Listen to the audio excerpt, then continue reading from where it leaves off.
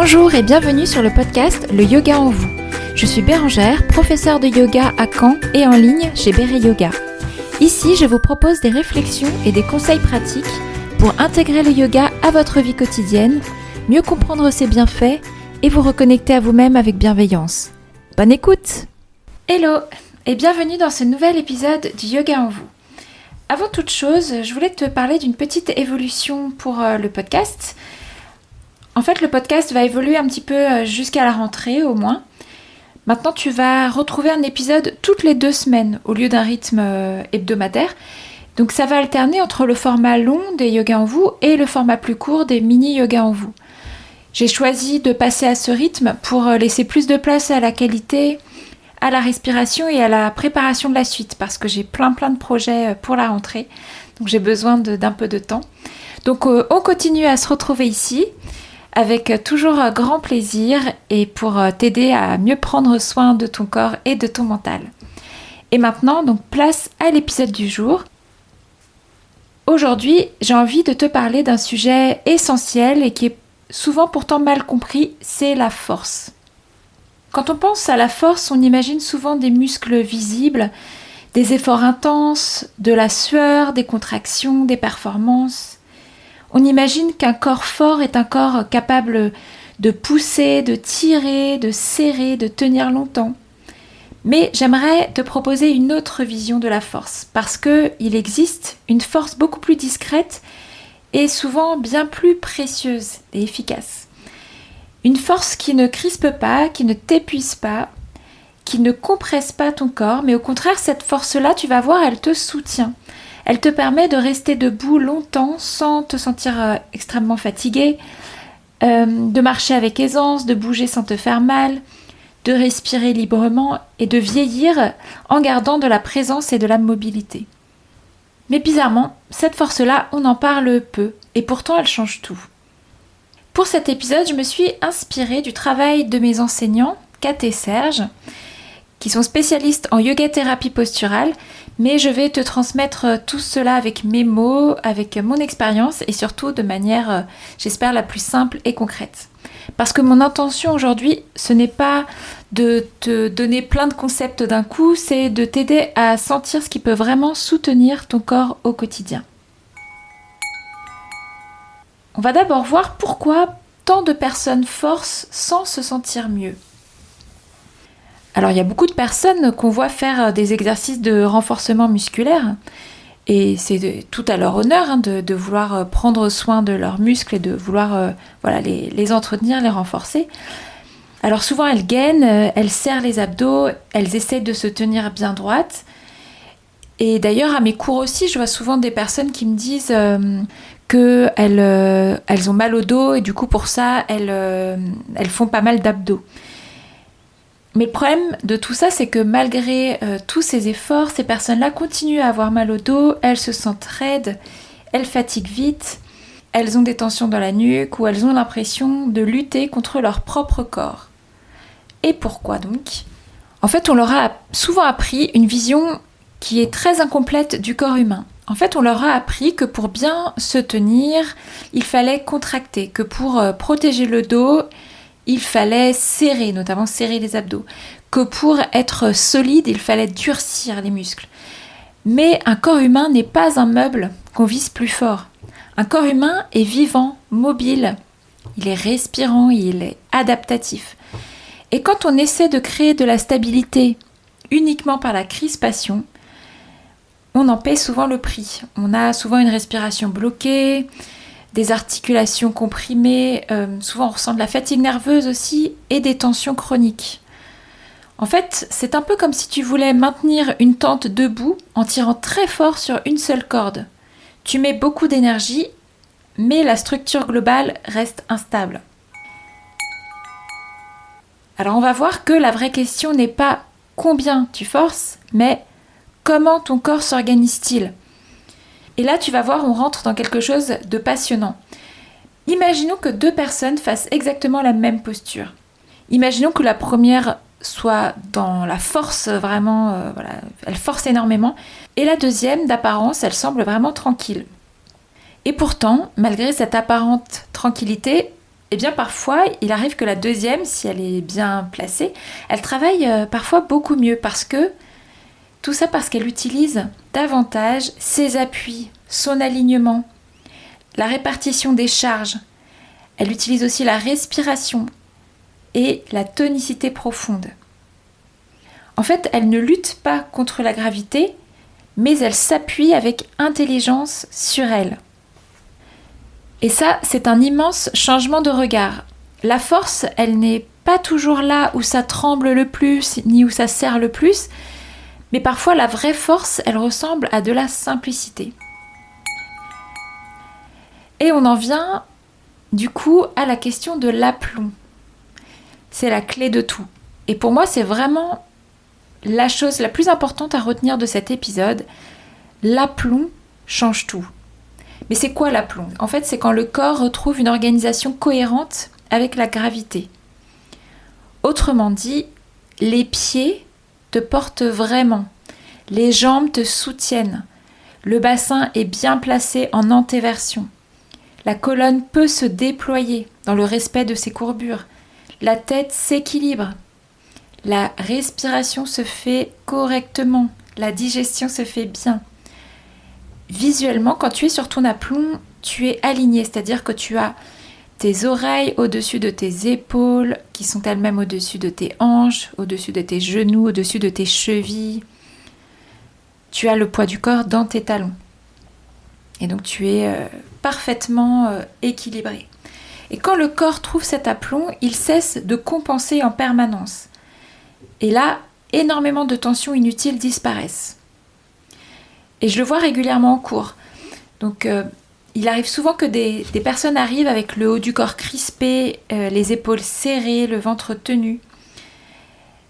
Et il suffit, entre guillemets, parce que c'est pas toujours évident, ça demande parfois du temps, de changer certains appuis, de redonner leur vrai rôle aux jambes et de replacer plus justement le bassin. Et quand on fait ça, eh bien les épaules redescendent, le visage se détend. Le souffle revient et on n'a pas besoin de faire plus. Juste, tout ça, ça arrive parce que le corps est mieux organisé. Et on va voir que tout ça, c'est possible notamment grâce au rôle du bassin. Tu commences à me connaître, si tu écoutes depuis un moment les épisodes, je parle souvent du bassin. Pourquoi donc ? Eh bien parce qu'il est central dans le corps. Le bassin relie le haut et le bas du corps. Et s'il est mal orienté, toute la structure compense. Les lombaires se tendent, la nuque force, les genoux encaissent et les épaules surtravaillent. Alors que quand il retrouve une orientation physiologique, grâce au travail des jambes, le reste du corps respire mieux. Donc son placement physiologique, je te disais, c'est en antéversion qui se fait grâce aux jambes. Il faut que tu aies tes épiniliaques antéro-supérieurs, donc les petits os pointus à l'avant du bassin justement, qui soient au moins alignés avec l'os du pubis. Quand tu es assise, tu dois sentir que tu es au moins sur les ischions, surtout pas à l'arrière des ischions, voire un petit peu à l'avant. Donc le bassin, ce n'est pas un bloc à verrouiller, c'est une zone d'équilibre. Et quand les jambes jouent pleinement leur rôle, quand elles sont vivantes et qu'elles aident le bassin à se placer, eh bien le bassin, il est soutenu et il n'est pas crispé. Et c'est là du coup que naît souvent cette sensation de se sentir plus léger, légère, alors qu'on ne fait rien de plus. On va voir maintenant un élément aussi très important dans tout ça, c'est la biotenségrité.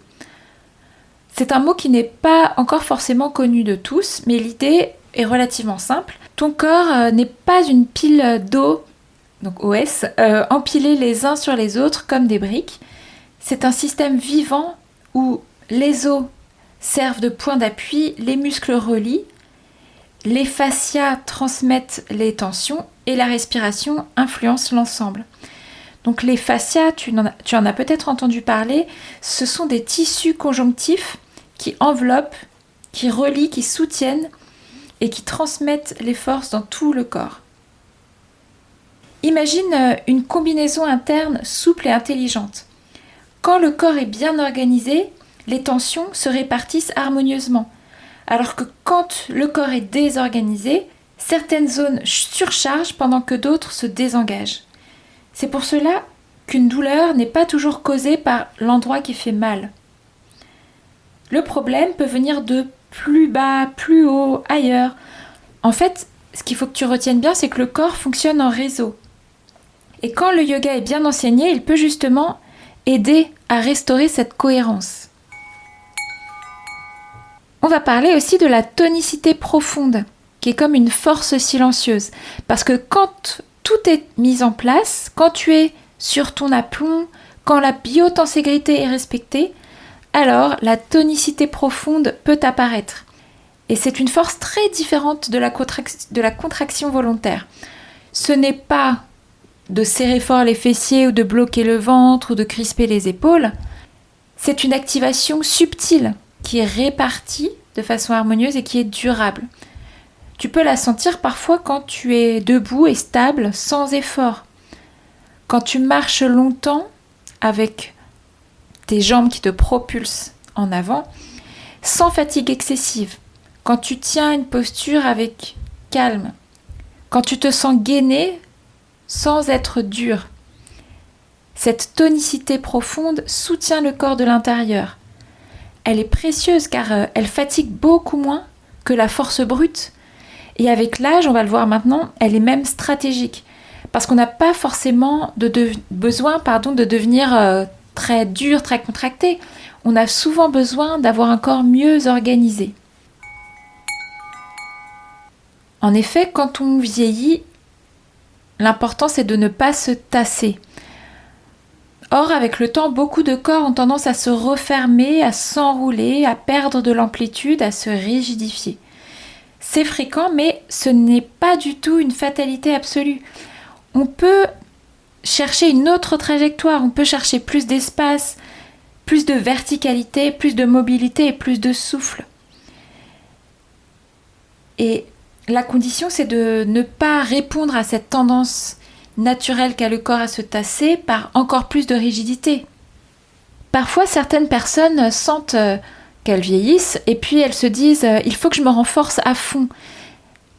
Pourquoi pas, mais si ce renforcement se fait sur un corps déjà comprimé, cela peut parfois durcir davantage. Et je le vois d'ailleurs dans les cours de yoga sur chaise. Parfois, on voit des cours de yoga sur chaise pour les personnes seniors qui sont à fond dans le renforcement musculaire et qui le font sur des corps très mal placés. Alors que l'enjeu ici, c'est pas avant tout de renforcer, c'est de déplier, de réorganiser, de respirer, de retrouver un axe. Tu te demandes peut-être ce que cette nouvelle force, ce nouveau placement, cette nouvelle organisation du corps peut changer dans la vie quotidienne. Alors concrètement, quand tu vas porter quelque chose, eh bien, le poids traverse mieux la structure au lieu de tomber dans tes épaules. Quand tu es assise, tu cesses de t'effondrer ou de te crisper pour bien te tenir. Quand tu fais des postures de yoga, eh bien celles-ci deviennent plus intelligentes, moins subies. Et par rapport aussi au stress, eh bien quand le corps est mieux organisé, la respiration circule mieux et du coup ton système nerveux en profite aussi. Donc j'ai envie de dire c'est presque tout bénef. Alors en conclusion, où se trouve la vraie force ? Eh bien, elle n'est pas uniquement dans le muscle visible, pas uniquement dans l'effort intense, pas uniquement dans la volonté. Souvent, la vraie force se trouve dans l'aplomb, la cohérence, la respiration, la juste orientation du corps, la tonicité profonde, l'intelligence du mouvement. Tu l'auras compris, c'est une force qui soutient au lieu d'écraser, une force qui protège au lieu d'user. C'est une force qui peut t'accompagner longtemps. Et peut-être que ton prochain cap dans la pratique, ça ne va pas être de faire plus, mais de faire plus juste. Je te remercie beaucoup d'avoir été là aujourd'hui. Si cet épisode t'a parlé, tu peux le partager à quelqu'un qui croit encore que la force se résume à serrer plus fort. Et n'hésite pas aussi à me laisser un petit mot ou une note sur ta plateforme d'écoute. Tu sais comme ça m'aide et ça m'encourage à continuer. Merci beaucoup d'avance et puis on se retrouve très bientôt dans un nouvel épisode du Yoga en vous. Bye!